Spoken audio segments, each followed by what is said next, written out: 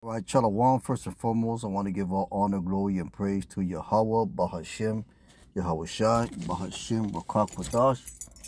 Double honors to the elders of Great Millstone, and peace and salutations to the brother that are doing this work in truth, sincerity. And we're gonna jump right into the lesson. This is a Psalm of David, and this is basically Psalm of David crying out to the Lord for the destruction of our enemies. So we're going to go ahead and get that. This is Psalm 13:1. It says, "How long wilt thou forget me, O Yahweh, forever? How long wilt I hide thy face from me?" Because when you're in captivity, man, you're really feeling the torment and the oppression of your adversary. So that's why this is called hell. This is hell. Contrary to popular belief, there is not a place of eternal torment or of everlasting fire. The place of torment, not eternal torment. The place of torment is here in America. This is where we catch hell. This is where we're subject unto payments. This is where we are riddled with disease and affliction. You have Jake, walking with a limp, being afflicted with all kinds of diseases, high blood pressure, it's like diabetes, cancer, alcoholism, and many other things that you can think of, man. Those are common things. Those are common things to Jake, concerning Jake. High blood pressure, diabetes, high cholesterol, strokes, heart attacks. Those are common things among the so-called Black, Latino, and Native American community. So make no mistake about it, man. This is hell. And these afflictions that we suffer from, they are things that are put upon us from our enemy. In the form of because you got to understand that everything is contrary to it, against us. Everything in America is designed to be contrary against you so-called Black, Latino, Native American, and the people in general.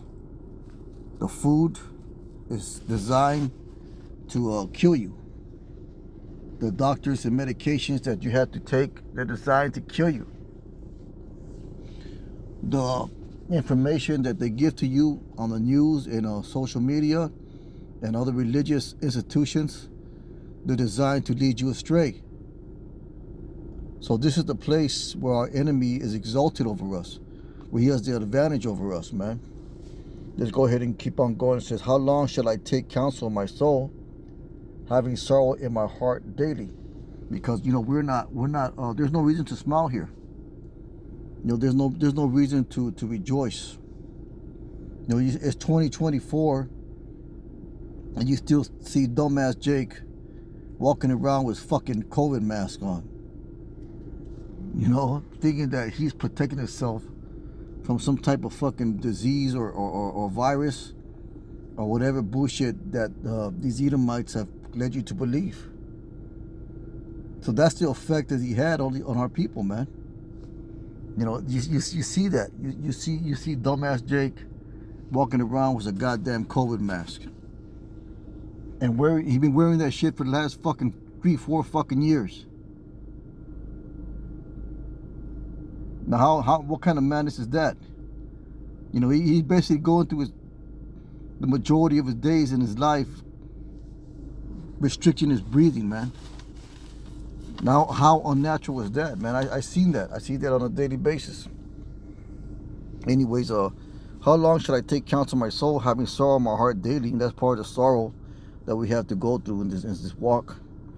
How long shall my enemy be exalted over me? Once again, like I said, our enemy exalted over us because he has the advantage over us in all things. He has the financial advantage. He has the fatness of the earth. He dictates what we pay, where we work, where we live, our standard of living, our conditions of living, the standard of the food we ate. He has advantage over us in all those things. He is exalted over us. We have no say-so in nothing. Once again, proving this is hell. This is the true hell. This is the place of judgment. What does it say in the book Ecclesiastes? I looked under the sun and judgment was there. Let's go ahead and get that.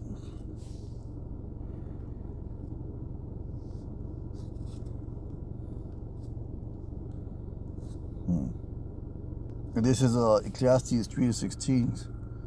And it says, moreover, I saw under the sun the place of judgment, that wickedness was there, and wickedness is exalted, and the place of righteousness, that iniquity was there.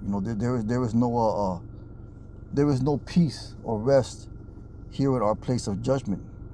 There is nothing but vanity, and we're going to get the scriptures real quick. This is Ecclesiastes 2:18. This is basically Solomon, which was Yahweh Shai in the reincarnation, if you can receive it. Basically speaking about the utter despair and vanity of this place, which is, earth, the place of our judgment, more specifically America. So yeah, I hated all my labor which I had taken in the sun, because I shall leave it unto the man that shall be after me. And who knows whether he shall be wise man or a fool, yet shall he rule over all my labor where I have labored, and wherein I have shown myself wise in the sun, this also is vanity. Therefore I went about to cause my heart to despair of all the labor which I took under the sun. For there was a wise man who labors. There was a man whose labor is in wisdom and knowledge and equity, yet their man has not labored therein. Shall he leave it for his portion? This also is vanity and great evil. For what has man of all his labor in the vexation of his heart, where he has labored under the sun? For all his days are sorrow, and his travail grief, yet his heart taketh not rest in the night. This also is vanity. So this is a place of sorrow. This is the place where our enemy is exalted over us. This is the place of our torment, man. This is the place where we are oppressed. It says, but there's an upside to it, and that's going to come by faith. So we're going to get a few more scriptures, get Psalms 10. And basically, once again, this is the Lord, this is David.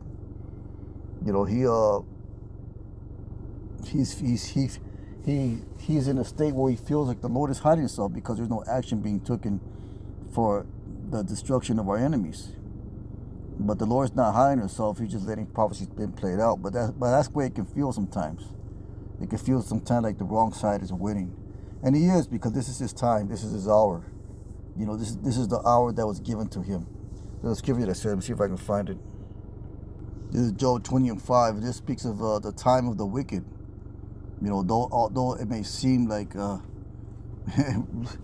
it's a long torment, it really isn't, man. This is Job 20:5. So the trying for the wicked is short, and the joy of the hypocrite for the moment. So this is just a short moment that we got to endure this. This is basically a slap in the wrist. The scriptures say that. I forgot which one it is, but see if I can remember it. So this is 2 Corinthians 4:17. That says, for a light affliction, which is but for a moment, and that moment is basically the hour of the wicked, the triumphing of the wicked, the short moment of the wicked, his designated lot of rulership, his designated lot of him being exalted over us, as he read in Psalms 13 and 2. It says, for a light affliction, and this is a light affliction, compared to the glory and compared to the timeline of eternity, and all the things that we are going to receive in the kingdom, all the joys and happiness and pleasure we're going to receive in the kingdom. This is like a slap in the wrist. It says, for a light affliction, which is but for a moment, worketh for us a far more exceeding and eternal weight and glory. So that's the upside of all this, man. The upside of all this is that even though we're here in the most wickedest, worst condition, worst, like the elder says, worst case scenario, there is a far more exceeding and eternal weight of glory.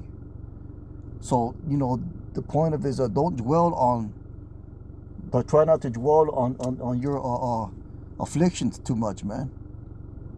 Look for those things which are not seen, like we're going to read 2 Corinthians 4:18. While we look not at the things which are seen, which is what the affliction and the oppression of our enemies.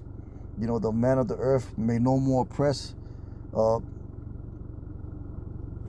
It's but for a moment. So while we look not at the things which are seen, but the things which are not seen, for the things which are seen are temporal. So all this is about a moment. Going back to Job. Let's go ahead and get that again. So the triumph from the wicked is short, and the joy of a hypocrite for a moment. Those exceed mount up to heavens, and his hand reach to clouds, yet he shall perish forever like his own dung. They which shall see him shall say, where is he? He shall fly away as a dream and shall not be found.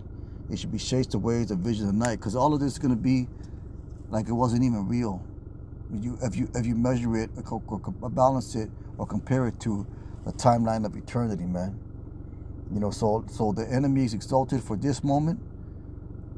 You know, he's allowed to have a reign and rulership and the advantage of us for this moment. But there's going to be a day when Yahweh Shai will return and set up righteousness upon the earth, man. Let's go back to Psalms 13.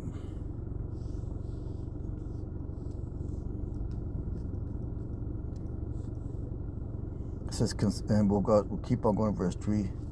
Consider and hear me, O Yahweh, my power, lighten mine eyes as I sleep the sleep of death. As my enemies say, prevailed against him, and those that trouble me rejoice when I move. But I have trusted in thy mercy. My heart rejoice in thy salvation. I will sing unto the Lord because he has dealt bountifully with me, bountifully, a far more exceeding glory. The Lord was going to deal bountifully with us. Man, get that word bountifully. It says, deal fully recompense, or deal out to deal bountifully recompense, repay required to wean, to ripen, to bear, to ripe. So the Lord's going to deal with us with benefit and reward, yield, production, or product of benefit, reward. It's going to be a recompense for all the things that that been done to us. Let's go back to Psalms, the 10th chapter, Psalms 10, and we're going to jump down to the point. It said, the wicked's pride is persecute the poor. Verse 2, let them be taken the vices they have imagined. So that's coming to pass as well. For the wicked boasts of his heart's desire, and blesses the covetous whom the Lord abhors. The wicked through the pride of his counsel will not seek after Yahweh not on his thoughts. I'm gonna just jump down to the point.